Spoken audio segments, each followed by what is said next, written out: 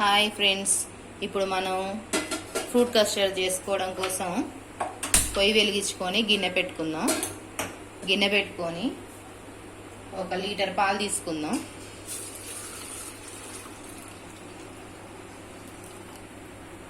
Litre పాలు తీసుకొని బాగా కాగబెట్టుకోవాలి.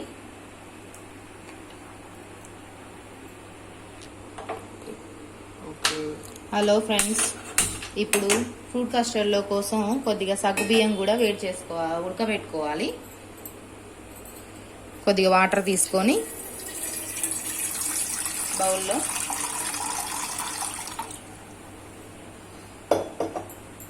ఉదయం నానబెట్టిన సగ్గుబియ్యం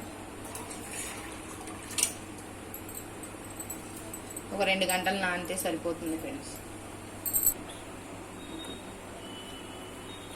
పాలు బాగా మరుగుతున్నాయి ఫ్రెండ్స్.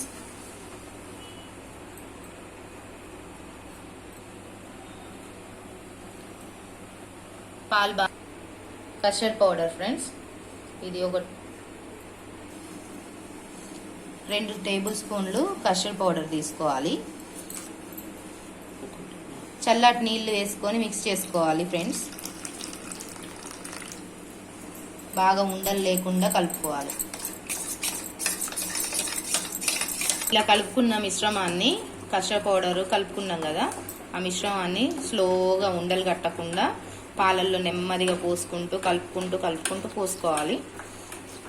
కస్టర్డ్ బాగా ఉడికింది ఫ్రెండ్స్, చిక్కబడ్డది, బాగా దగ్గరకు వచ్చింది.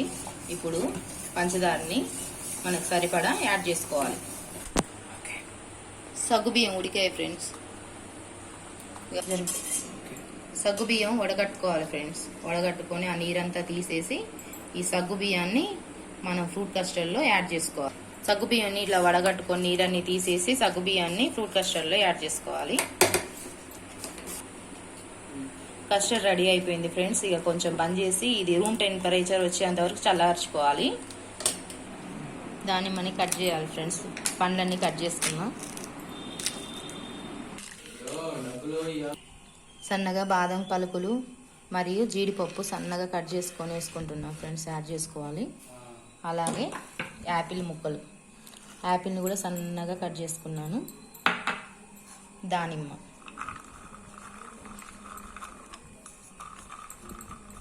బనానా కూడా కట్ చేసి వేసుకున్నాం ఫ్రెండ్స్. ఫ్రూట్స్ అన్నీ మంచిగా మిక్స్ చేసుకోవాలన్నీ. ఫ్రూట్ కస్టర్డ్ అయిపోయింది ఫ్రెండ్స్. ఈ వీడియో మంచిగా నచ్చితే మీరు లైక్ చేయండి, కామెంట్ చేయండి, షేర్ చేయండి, అలాగే సబ్స్క్రైబ్ చేయండి ఫ్రెండ్స్.